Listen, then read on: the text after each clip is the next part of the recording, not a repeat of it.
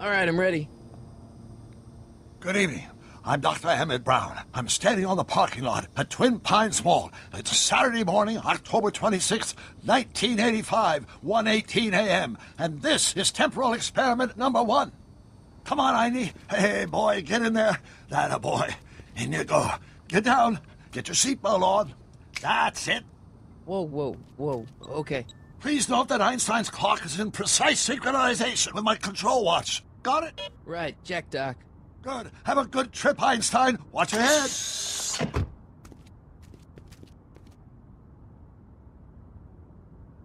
You got that thing hooked up to the car? Watch this. Yeah, okay. Got it.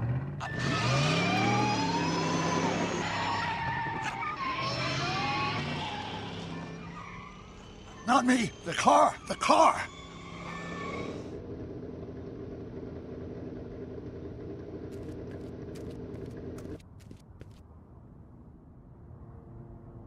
If my calculations are correct, when this baby hits 88 miles per hour, you're gonna see some serious shit.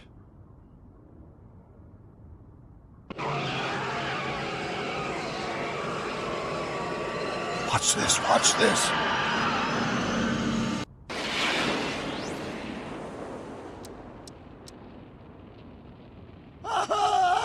What did I tell you? 88 miles per hour! The temporal displacement occurred at exactly 1:20 a.m. and 0 seconds! Doc, what the heck was that? Calm down, Marty. I didn't disintegrate anything. The molecular structure of both Einstein and the car are completely intact. Where the hell are they? The appropriate question is, when the hell are they? You see, Einstein has just become the world's first time traveler. I sent him into the future. 1 minute into the future, to be exact. And at precisely 1:21 a.m. and 0 seconds, we shall catch up with him and the time machine. Wait a minute, Doc. Are you telling me that you built a time machine out of a DeLorean? The way I see it, if you're going to build a time machine into a car, why not do it with some style? Besides, the stainless steel construction made the flux dispersal. Look out!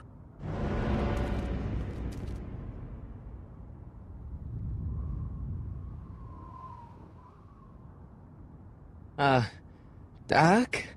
Huh, that's peculiar. Where's the car, Doc? It should have caught up with us 27 seconds ago. Doc, what happened to Einstein? No need for concern. It's probably just a minor miscalibration of the time circuits. Marty, could you get my notebook? It should be in the toolbox.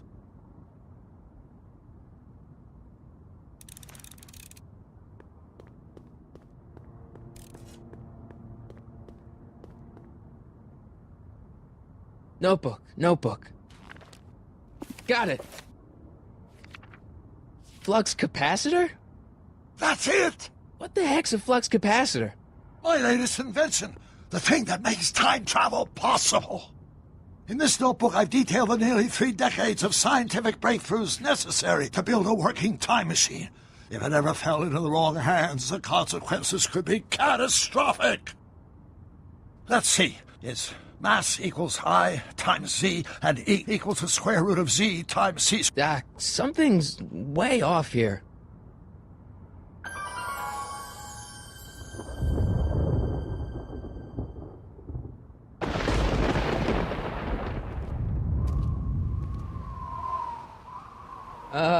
Doc?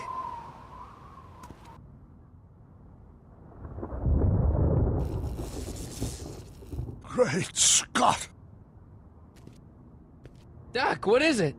I've made a horrible mistake!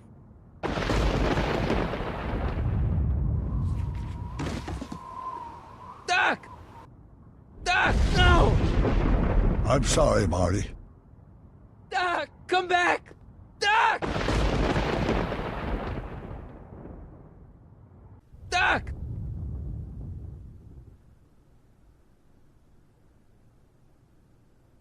Marty, is everything okay? Yeah, Mom, it was just a nightmare. I was in the past, and Doc was there. Well, you're safe and sound now, back in good old 1986. But you'd better get up. Your father's waiting for you. Huh? Weren't you going to meet him over at Doc's? Holy crap, I'm late!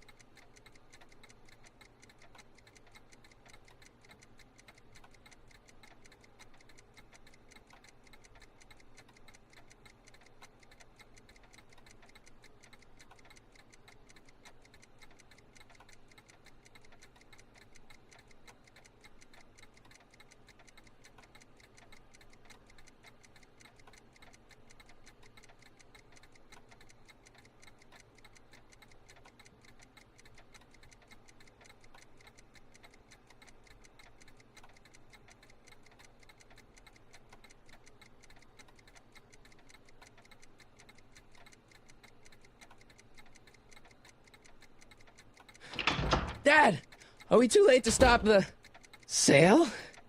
Better late than never. You wouldn't believe how much rare stuff there is back here. That's Doc's stuff. The city has no right to... Now, son, I know you're upset, but your friend's been gone for months, and the city really seems hell-bent on using his land for that new parking garage. And, hey, is that a first edition Jules Verne? It's just not fair. But at least things can't get any worse. Hey, Marty. Hi, Biff. Come to see if the old crackpot had any buried treasure?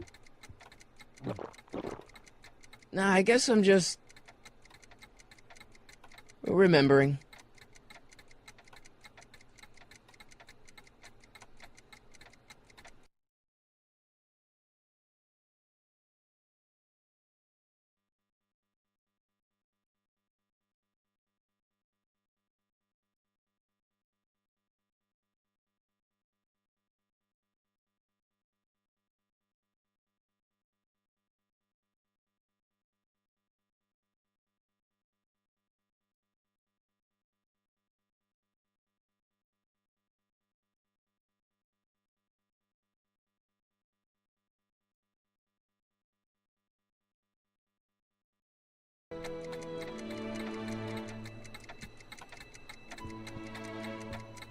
Does nature contrive it so that even with a time machine, you can intervene to prevent your own conception, for example?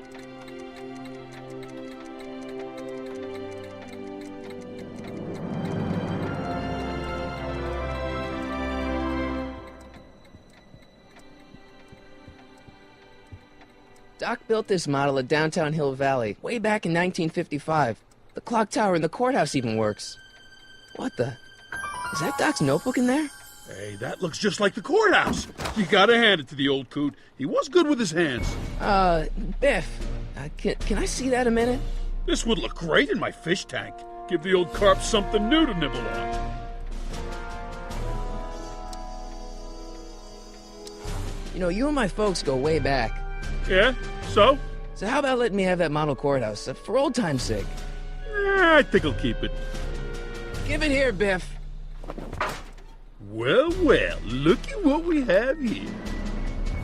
Looks like plans for something. What's a flux catheter? It's none of your business. Doc asked me to... Brown's worm food, kid. But this looks like it might be worth something.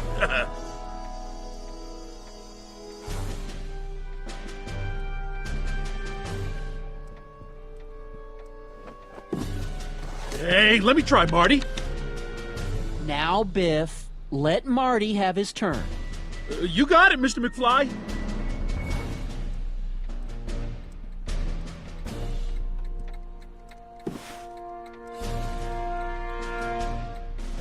Looks like a hand crank lightning rod, or maybe a lightning-powered pencil sharpener.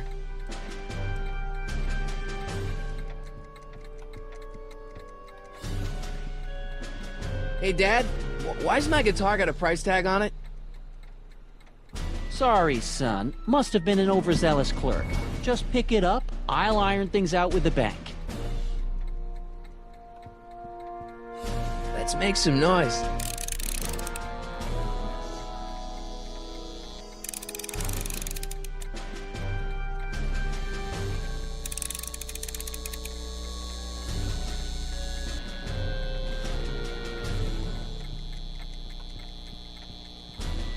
Hey, Dad. About Biff. Dad, I know you're trying to help. He talks a big game, son, but he's not so tough. I've been dealing with him a long time. Believe me, I can handle it. So can I. I guess you can. Okay, son, I'll stay out of your way, but you know where to find me. Who's running this sale anyway? Oh, that'd be me, son. You? Why? Well, once it became apparent that the bank was going through with the sale, I volunteered to oversee it in order to make sure that Doc's stuff would be treated with a modicum of respect. Isn't that right, Biff? You got it, Mr. McFly. I'm telling you, this sale is a joke. Doc's only been gone for a few months, and I happen to know... Yes, you've told us he's not dead. He's on a trip. Let's say you're right. Have you considered that this trip may not have been entirely voluntary? I hate to say it, but Doc's run up some pretty sizable debts around town. Maybe he's just hiding from his creditors. You got Doc wrong. Sure, maybe he's not so good with money. That's just because his mind's always on bigger things. But he's still a straight-up guy. He'd never run away from his problems.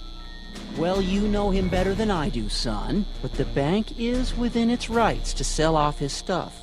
Maybe you should try to find some things to remember him by before Biff grabs them all.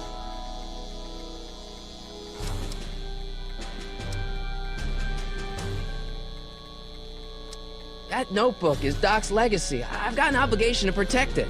Now, hold on a minute. Didn't you just get done telling me Doc's still around? Off traveling somewhere? Yeah? Then how is it your obligation to protect his legacy? You can't have it both ways, Marty.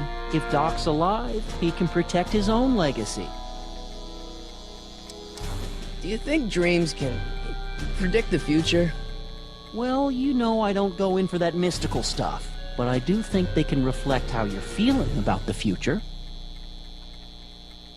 I'll keep looking around. Thanks, Dad. It took me forever to repair this thing after I blew it out last time, and now some jerk's gonna pick it up for pennies.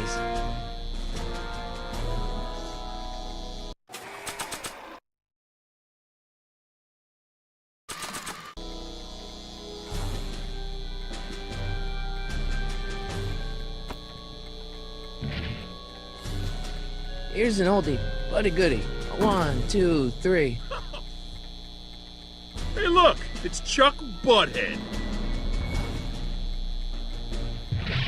Let me show you how it's done.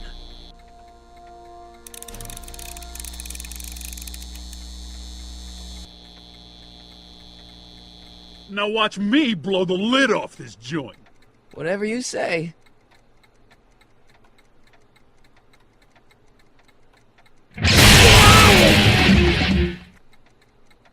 Rock on, Biff.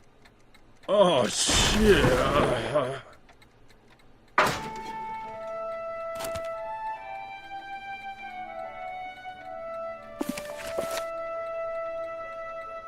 Doc, where are you?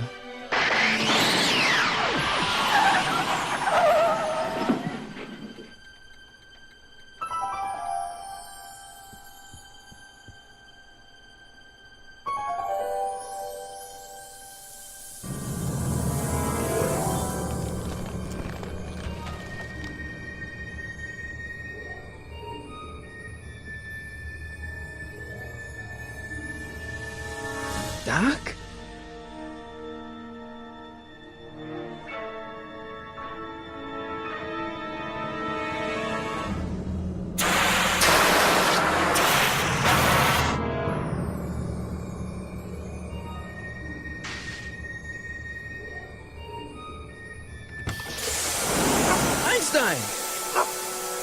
come from, boy? Didn't you bring Doc with you?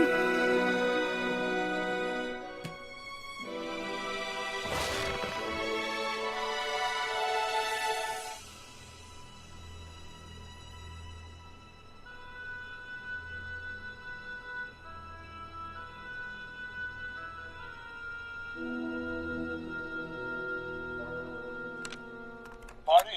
Ah! Marty, if you're hearing this recording, then the DeLorean's automatic retrieval feature is a resounding success.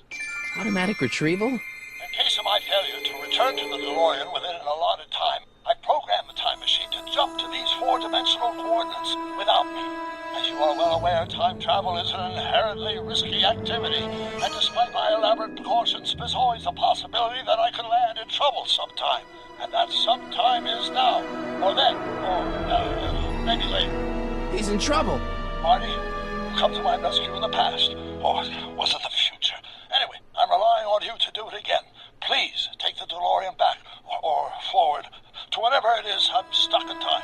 When you get there, I'm sure you'll figure out what to do. That's it? Aren't you gonna tell me when that is? Just go to the date specified on the time circuit readout under the heading marked Last Time Departed. Good luck. Right. Last time departed. Oh, jeez. Come on. Crap! Oh, great. How am I supposed to find him now? Okay, Doc, I know I haven't seen you in a few months, but I'm pretty sure this isn't your shoe. I can use those to enter a date into the time circuits. Once I know when to look for Doc.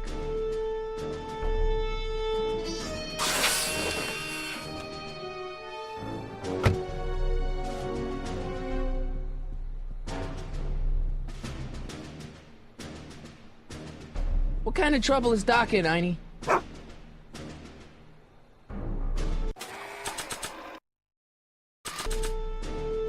What do you know about this shoe, Einie?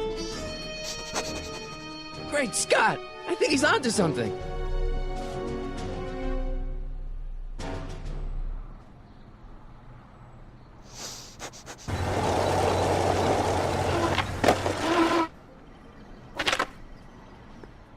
Okay, now we're getting somewhere.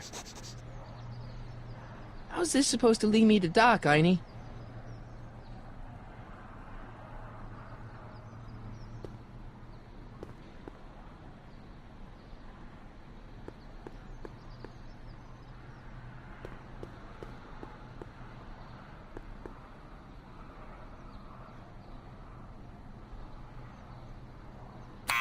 Step away from the door! Ah! Now, let me get a look at you. Einstein, come on! Just as I suspected. Hooligans! Get along now! Scat! I'm not a hooligan, ma'am. I'm a teenager. I wasn't born yesterday, young man. Aren't you the miscreant who skateboards through the town square every morning between 8 and 8:30 in a decidedly unpunctual manner? Yeah? All skateboarders are hooligans. It's a fact. Look it up. State your business, child. You're making me miss Merv. Well, see, that's the thing. I'm not sure why I'm here. Einstein here brought me, and... Well? Can you let me in? I've got something to show you. What is it? Let me see.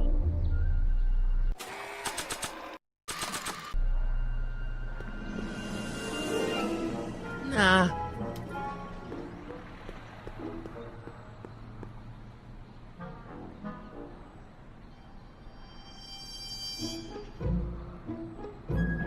A shoe? Now what would I want with a... Huh? Stay there!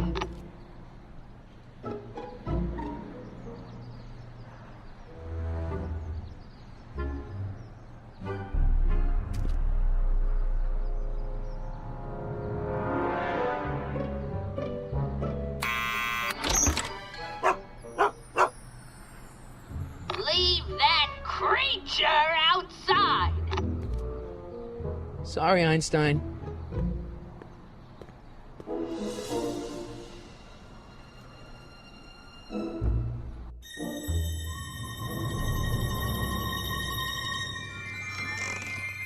Well, took you long enough. There's a lot of stairs. To return the shoe, I mean. I lost it ages ago. You can put it down next to the other one. Much better. So neat and orderly. I suppose you'll be wanting some sort of reward now. No, All I've got is tea and candy. But... I'm sorry I called you a hooligan. I try not to jump to conclusions, but after all, 9 out of 10 people in this city are hooligans. It's a fact. Look it up.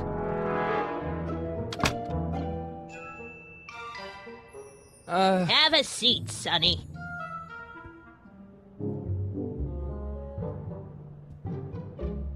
Hey! You kids! Put out those cigarettes!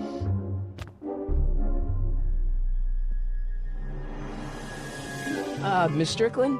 Jack! Diane! I know what you're doing behind that tree! Yes?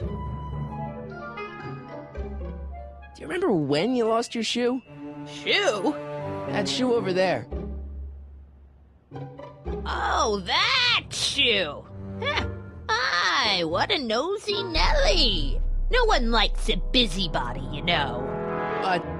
Oh, fine, let me think about it. Yes, I remember. I lost it in a scuffle with a dog. Oh, when was it?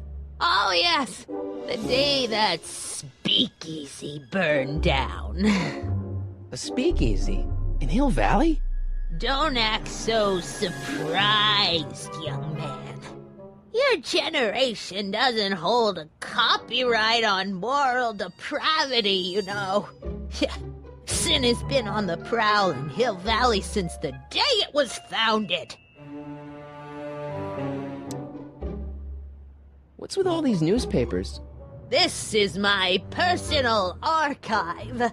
I've got every issue of the Hill Valley Telegraph ever published. Get out. Every single issue? From 1871 to the present. If it happened in Hill Valley, you'll find it in my stacks. I guess somewhere in these stacks there must be an article about the speakeasy burning down. Naturally. I probably wrote it myself. I was quite a reporter back in the day. Any idea what date that article came out? Well, obviously the day after the speakeasy burned down.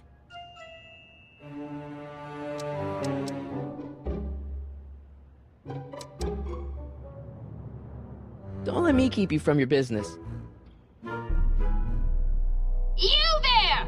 Don't even think about tossing that Kleenex on the ground!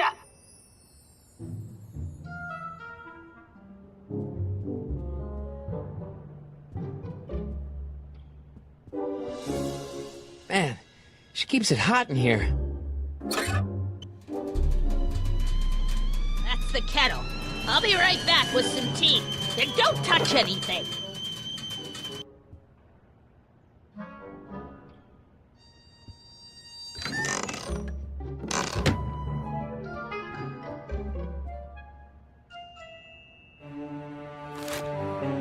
Juveniles collide with manure truck. Nice picture.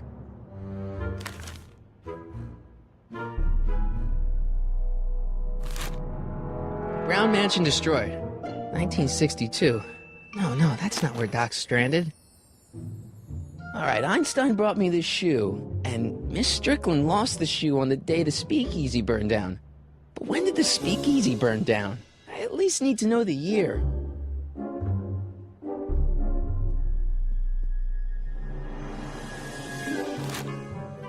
Firm announces plans for Lone Pine Mall, Peabody Ranch to be rezoned for commercial development. I don't even know where to start looking for clues in these stacks. Wish I could narrow it down to a year at least.